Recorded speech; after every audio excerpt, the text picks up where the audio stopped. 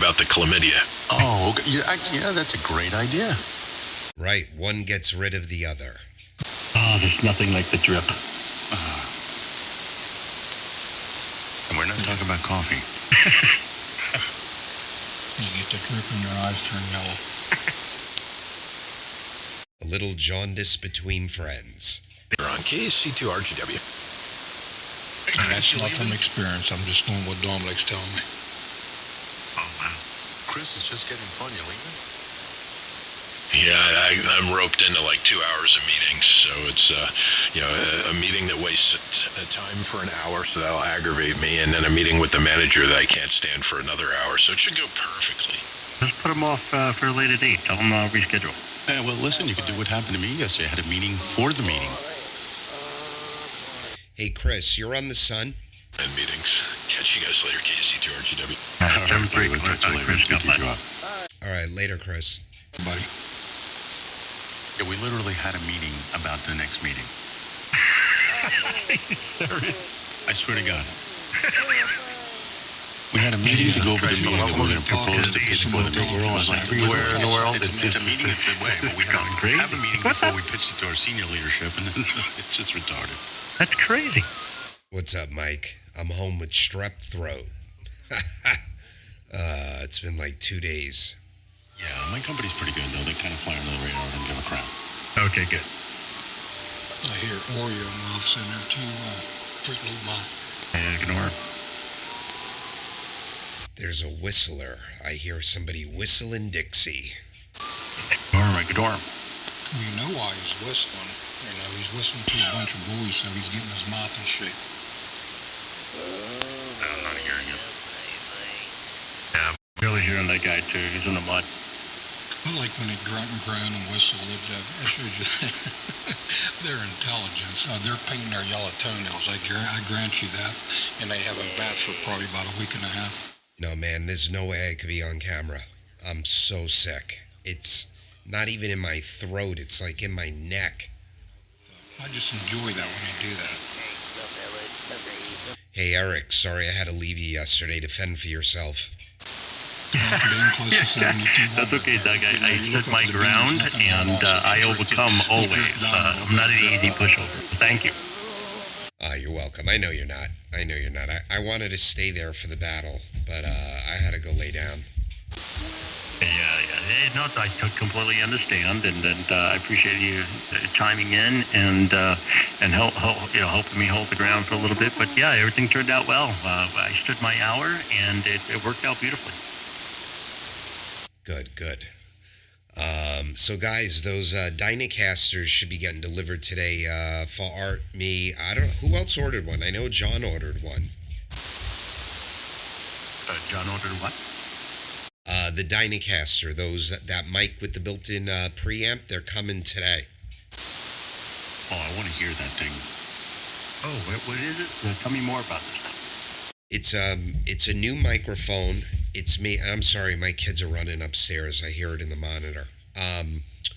It's made by SE Electronics. It's called a Dynacaster. Think of an RE27, but it has a built-in cloud lifter. So when you flip that switch, it gives you 30 dB of clean gain. Wow. It's like using a cloud lifter. RE as well, or who makes it? No, it's made by SE Sierra Echo Electronics. How much do those things go for? Oh, probably a good penny, huh? Less than an RE. I think it was $288. Oh, really? Is dynamic element or electric or tube? It's a dynamic mic with a built-in preamp, 30 dB, 3 built-in pop filters. It's getting very good reviews. It just got released like 4 days ago, so now the reviews are popping up on YouTube. Okay, SE, what was the name again? Sierra Echo Electronics is the company, and it's their Dynacaster.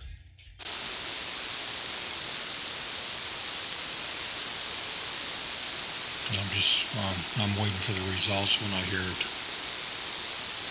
Yeah, it'll come today. I'm gonna play around with it and set the levels in the DAW. And then I'm gonna need some ears because it has the low cut and the high cut switches on it as well. I have a feeling I'm gonna want to run it flat, but I'm not sure.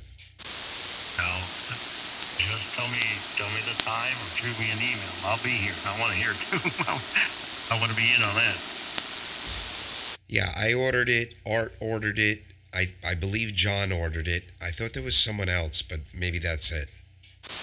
Yeah, $289 on Sweetwater. That's where we got it from. Yeah, I'm pretty sure John ordered one. I think he's the one that was saying they had first mentioned about it, I believe, Doug. You're right, he was, and then we all ordered it within 5 minutes of each other.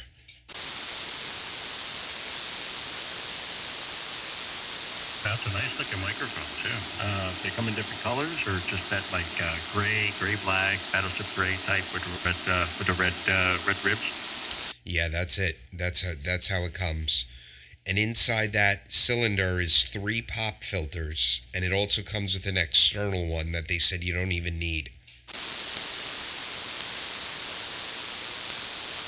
Well, I guess if I was going to not be as conservative as I've been the last few months, I think this will be a nice addition. It looks promising. We'll see. We'll see. I'm on a Rode pod mic right now, and this is going into a cloud lifter.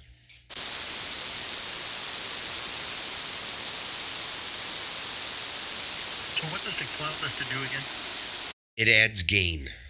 So with a dynamic mic, like my preamp, it'll run this microphone without the cloud lifter, but I have to turn it to the max. And when you turn it to the max, you introduce noise on the signal.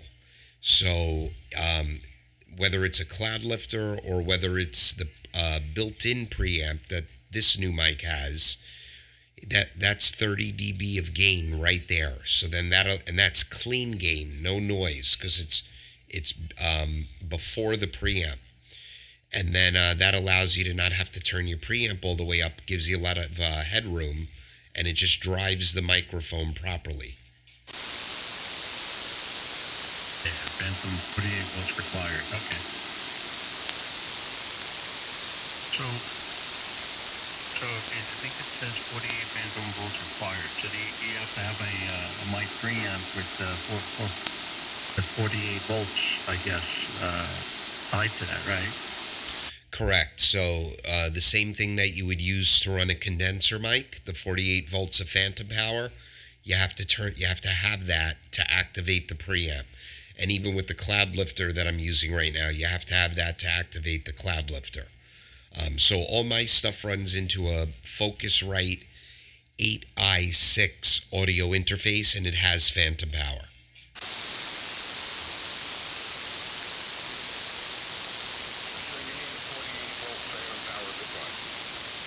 Correct. You need that.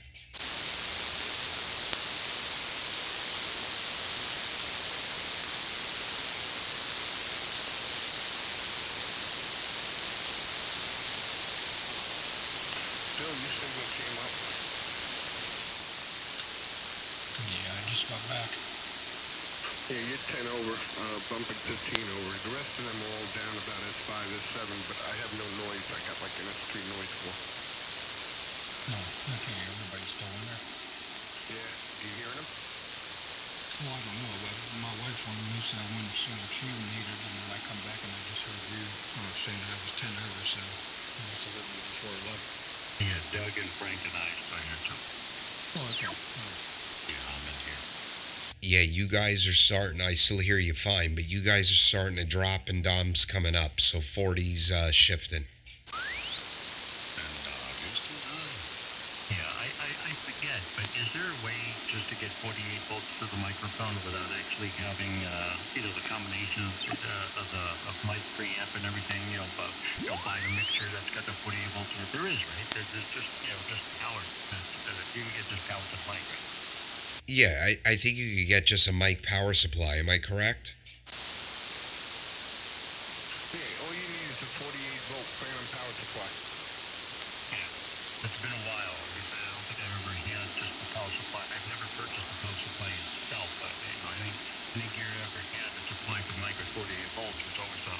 mixer board of some kind. So I was just curious. KB2UKA. Two, all right. KKY. K1WIO. Hey, Don, I didn't know you were in there. How you doing? I think somebody doubled it a little bit.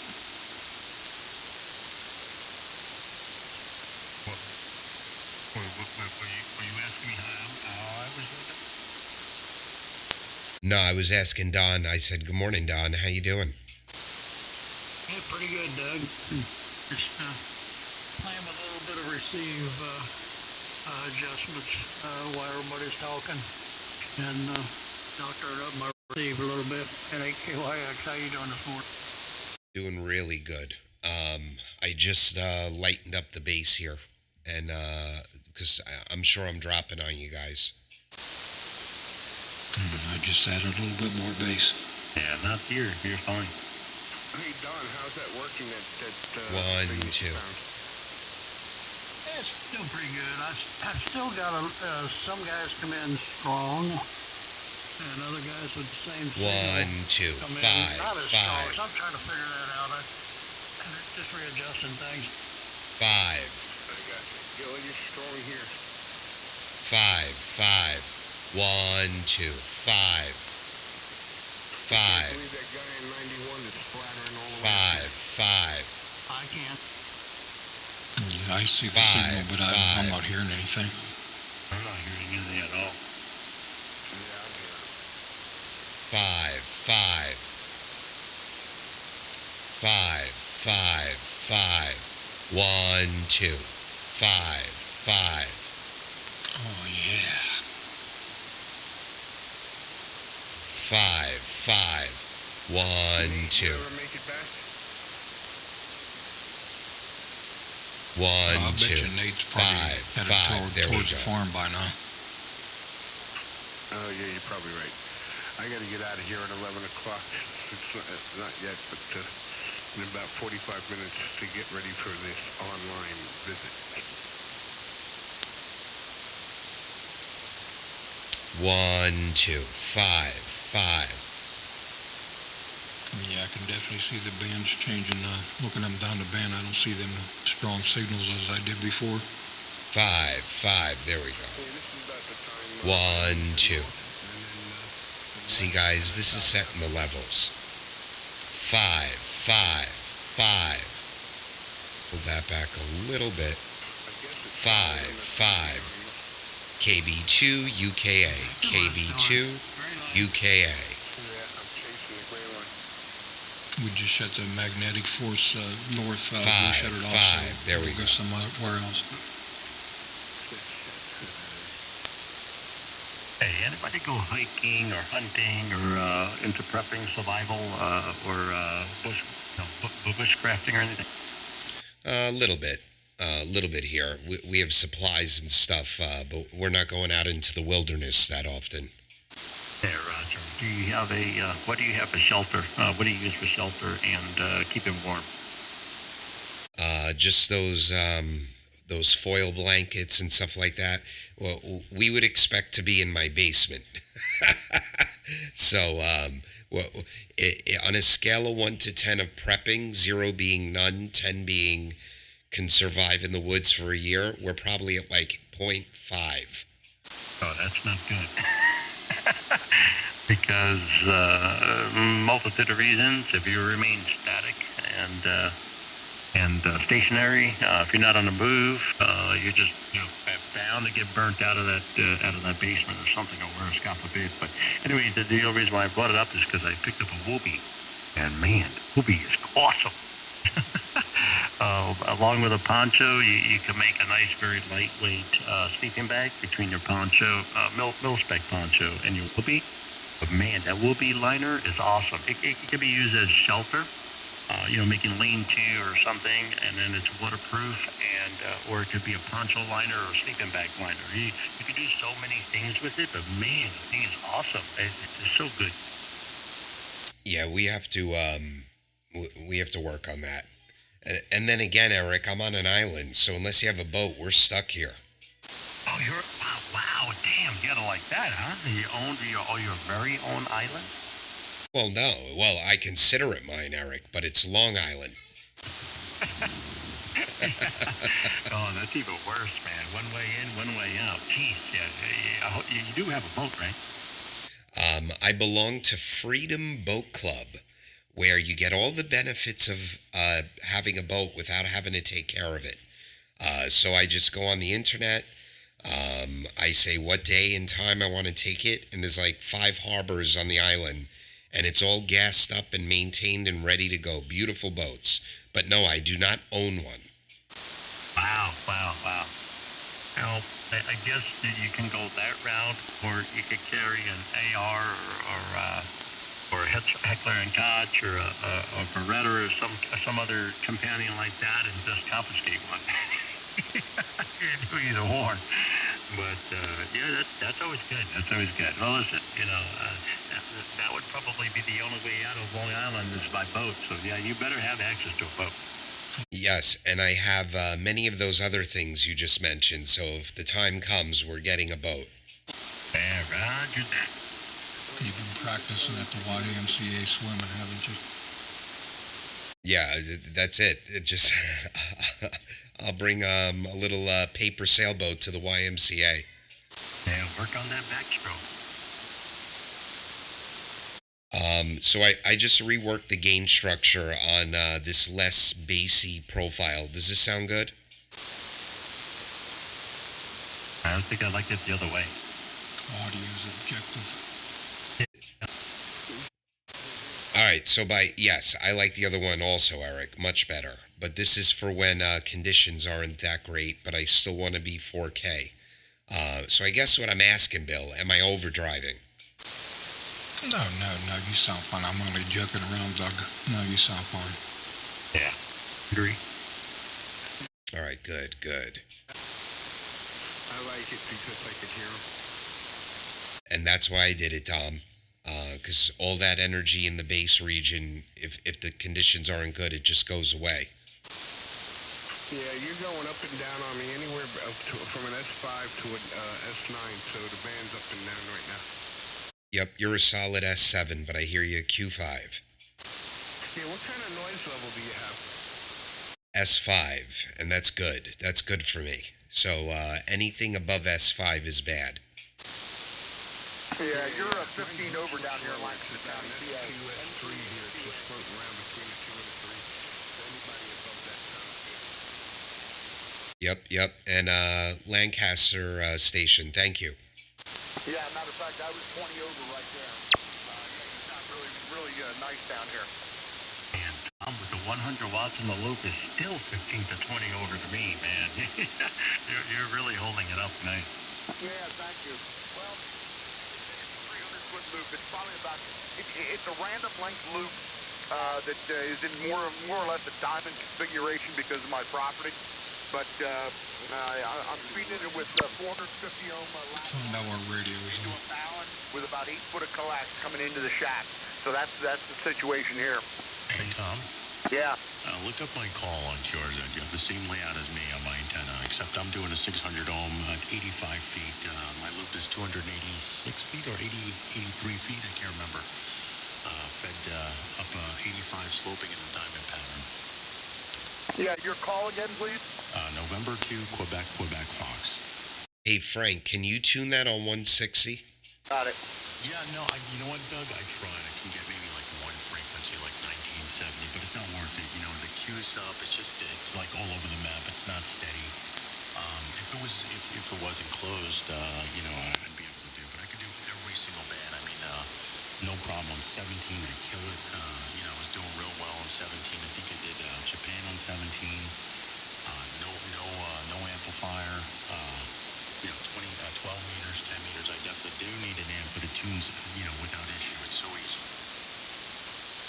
That's great. And it's good on 80? On this one also. I can't fantastic. tune it across the band, but it certainly won't do it on the internal tuner on the rig. But I have a Dentron 3000A tuner here it's just a rock. It's a bulletproof piece of equipment, and I can tune just about anything. But once it's installed, Yeah, 160 on an 80-meter loop is never really a great idea. I mean, it can be done sometimes, but it's generally not really efficient or very good. So, yeah, I keep the remote tuner outside, so the 600 ohm goes to a 4-to-1 balun, and that 4-to-1 balun's got a 3-foot short jumper of coax right into the tuner, and it's a HF auto tuner, and I got a 75-foot run of 50 ohm cable, so matching's pretty good, and keep all the power right at the antenna. Odor gets like 97% efficient. Wow, that's incredible. I tell you what, just for kicks here, right after I put it up, I ran through all the bands to see where it was actually resonant. I'm actually resonant on 6 meters on it. Bill, I'll be right back. W4DR. All right, Tom. Yeah. All right. Yeah. So I mean, it's it's working really well. Sorry, I got sidelined there with an email. But go ahead, Eric. Pick it up and pick it up. Yeah, you guys go ahead and carry on. N3HQN. Hey Tom, before you get there, what rig are you running there? Your loop there, Tom, and I guess the same question for Frank, where he's feeding his loop. My loop is fed at the one apex where the two ends of the wires come together on a utility pole at about 35 feet, somewhere in there. And like I say, that's where I feed it with the 450 ohm ladder line. And it's probably about a 30-run foot of ladder line to the balun, and then, like I say, about an 8-foot piece of coax coming in the gable end of the house here. Hey, Tom. You said yours is more like a okay. You said. Well, it's more like a diamond-shaped, configuration. I've got a utility pole right here behind the house, and I go from there to the left side of the property, about the middle of the property. Back to a blue spruce tree that's up at about 40 feet, somewhere in there, and then over to the other side of the property and back to the utility pole. So it's more of a diamond loop. It's not a loop per se, but I'm calling it a loop. Okay, diamond loop. Okay, gotcha. I wonder what it would be like if you fed it in the center of one of the sides of the diamond between tie point A and tie point B. Like in the center. Because I know with some loops, guys could either feed the sky loop in the corner, depending on how they. Even if they configure it, no matter how they configure it, if you feed it, center of an even side, I wonder what that would do. I've often thought about trying that experiment, seeing what leg I could feed it on, to get a different aspect of a signal out. But it works so damn good right now, I almost don't want to mess with it, Yeah, if it ain't broke, don't fix it. Yeah. Bill was wondering, and so am I, what rig are you running? Yeah, this is a 590 SG Kenwood. Okay, sounds good. Those are great radios. And I was surprised about those 590 SGs. I think a built-in 10-band EQ. We were talking to a guy the other day. You caught me in the midst of a chew. But, this is actually my first new rig that I've had as an amateur radio operator. I've been a ham for over 35 years. I cut my teeth on the old Kenwood TS820S, and I've had a couple of ICOM used rigs, and I finally thought, that's it, man. I'm 55 years old. I just turned 61 in September, and I thought, okay, I'm going to get a new rig, and this is what we're going to have for a while. And I like it. It does everything I need to do. For somebody that's used to running hybrid rigs, with very little to no filtering, it's amazing what I can shut out on, to the left and to the right of me here, especially on CW. Yeah. Contact? Yeah. Go ahead, contact. That DJ. Contact, go ahead. I'm with Mark. Good morning to everyone. I just want to make a comment about the loop. I do have a loop configuration here, and I feed it on one of the sides to the corner, and it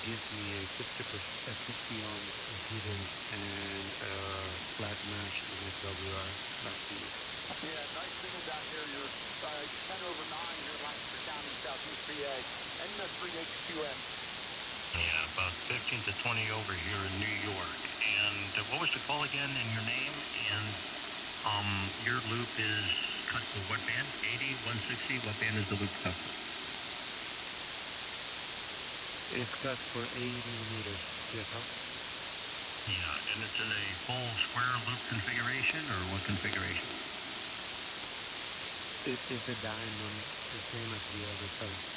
Oh, okay, excellent. So you diamond, and these guys have theirs corner fed. You've got yours fed the way I was suggesting to feed it, and you've got 50 ohm on 80. And how broadband is it?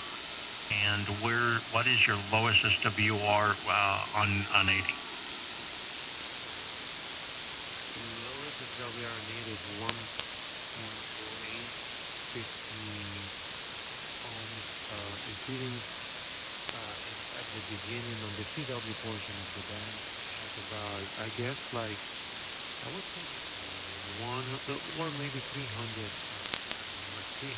usable bandwidth. Yeah, that's good. That's really good. So, Tom, with yours on 80, I think I'm testing, Tom, I think you said yours is a 80 meter loop as well. What is your lowest SWR and on what band? Let's use 80 for example, meaning it's an 80 meter loop. And what's your lowest SWR where in the 80 meter band? Yeah, let's put it this way. With direct through, I run everything through the Dentron tuner, okay? But in most cases, with the exception of, 10 megahertz, 24 meg,